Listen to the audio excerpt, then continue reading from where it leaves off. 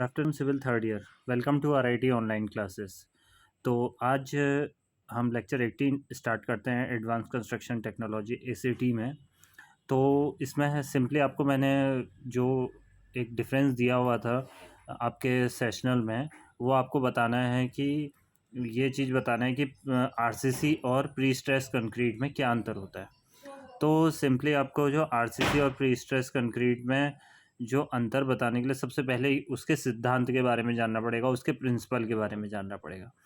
तो इसका जो प्रिंसिपल होता है वो होता है कि कंक्रीट और स्टील होता है वो बाहर आने से, मतलब किस में, आरसीसी में, वो बाहर आने से पहले क्या करते हैं, स्ट्रेस प्रोड्यूस नहीं करते हैं। ठीक है।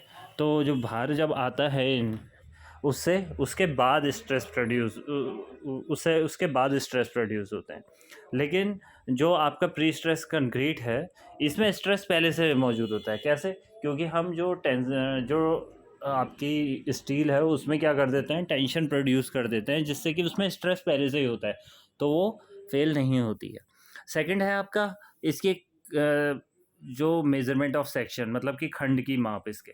तो आरसीसी की जो खंड की माप होती है वो बहुत बड़ी होती है, मतलब कि एक खंड इसका काफ़ी बड़ा होता है, जैसे कि आप लोगों ने देखा होगा।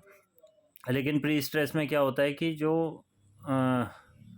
जो आपके उच्च सामर्थ्य कंक्रीट होती है वो होती है M35 यूज, और इस्पात जो होता है वो 415 FE 415 यूज़ होता है। तो खंड की माप छोटी हो जाती है उससे, ठीक है, काफ़ी छोटी होती है उसके एज़ कंपेरिजन टू आरसीसी। तो इसके बाद नेक्स्ट जो है वो है आपका क्रैक्स, मतलब कि इसमें इस विधि में दरारें उत्पन्न, आरसीसी में दरारें आ जाती हैं जनरली। आरसीसी मतलब कि प्रबलित कंक्रीट में आपके क्या आ जाती हैं, दरारें आ जाती हैं, रेनफोर्स सीमेंट कंक्रीट में। लेकिन जो प्री स्ट्रेस कंक्रीट होगा उसमें पहले से स्ट्रेस उत्पन्न होने की वजह से इसमें दरारें नहीं आती। फोर्थ है आपका कर्तन प्रबलन, मतलब कि शेयर रेनफोर्समेंट। इसमें आपको आरसीसी में शेयर रेनफोर्समेंट की ज़रूरत होती है, लेकिन प्री स्ट्रेस कंक्रीट में आपको शेयर रेनफोर्समेंट की ज़रूरत नहीं होती। इसके बाद सिंपली आपका उपयोग है कि इसके यूज़ क्या क्या हैं। तो इसमें क्या है कि जो आरसीसी से निर्मित खंड होगा उसका साइज़ काफ़ी, मतलब बड़ा भी होगा, ठीक है। तो वहाँ गुरुत्वीय भार, मतलब कि ग्रेविटेशनल जो लोड होगा, जैसे कि बांध, जो हमारी प्रतिधारक मतलब रिटेनिंग वॉल होती है, वहाँ उपयोग में लाई जाती है आरसीसी, ठीक है। तो इनका माप, अगर प्री स्ट्रेस का माप छोटा होता है तो वहाँ तो इसे लंबे पार्ट के, मतलब लंबे स्पैन के पुलों में, जैसे फ्लाईओवर आदि में ये यूज़ होता है, ठीक है। तो इसका भार कम होने की वजह से नींव के निर्माण में इकोनॉमी आ जाती है, मतलब कि कम पैसा खर्च होता है। दूसरा है डिफ्लेक्शन। तो इसके नेक्स्ट है डिफ्लेक्शन की, इससे निर्मित खंड कम लचीले होते हैं, तो डिफ्लेक्शन कम होता है, ठीक है। इसमें दूसरे, लेकिन प्री स्ट्रेस में लचीले, ठीक, इनके खंड लचीलापन अधिक होता है, तो इसमें डिफ्लेक्शन अधिक होगा, ये ज़्यादा भार सहन कर सकते हैं, ठीक है। नेक्स्ट है आपका वाइब्रेशन एंड इम्पैक्ट लोड। सबसे महत्वपूर्ण चीज़ ये भी है कि आपका जो वाइब्रेशन और इम्पैक्ट लोड है उससे क्या हो सक्षम, ये उतनी ज़्यादा नहीं होती आरसीसी, लेकिन प्री स्ट्रेस इसके लिए सक्षम होती है। फिर नेक्स्ट है कोरोजन।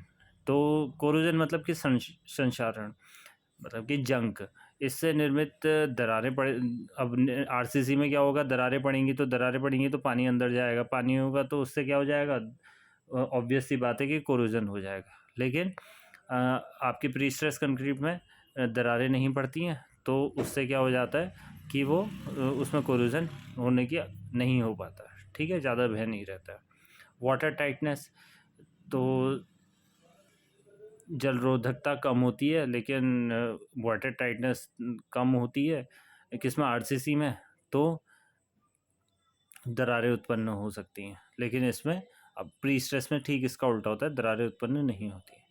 टेक्नोलॉजी 13 पॉइंट है आपका, इस प्रकार कि कंक्रीट में निर्माण के लिए उच्च तकनीक की आवश्यकता नहीं होती, मतलब कुछ ज़्यादा हाई टेक्नोलॉजी की ज़रूरत नहीं होती है। लेकिन यहाँ आपको एक अच्छी टेक्नोलॉजी यूज़ करनी पड़ती है, क्योंकि काफ़ी महंगी मशीनें यूज़ होती हैं, तो आपको स्किल्ड टेक्निक यूज़ करनी पड़ती है। फिर है इक्विपमेंट, वही नेक्स्ट इसके वही आया कि इसमें इक्विपमेंट उतने अच्छे उतने यूज़ नहीं होते, लेकिन आपके जो प्री स्ट्रेस कंक्रीट है उसमें एंकर यूज़ होता है, जैक यूज़ होता है, जो कि आसानी से उपलब्ध नहीं होते, तो इसलिए इसमें ज़्यादा वो है, उपकरण की आवश्यकता ज़्यादा पड़ती है।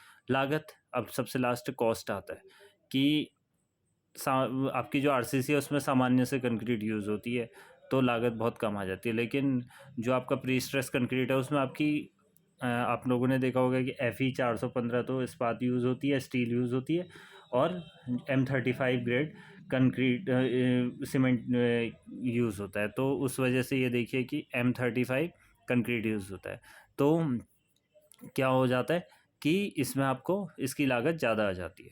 तो ये सारे थे आपके डिफरेंस, ये बहुत इंपॉर्टेंट डिफरेंस है, ज़रूर आते हैं क्वेश्चन में, क्वेश्चन पेपर में, तो इस चीज़ को आप ज़रूर तैयार करेंगे। ठीक है, थैंक यू क्लास।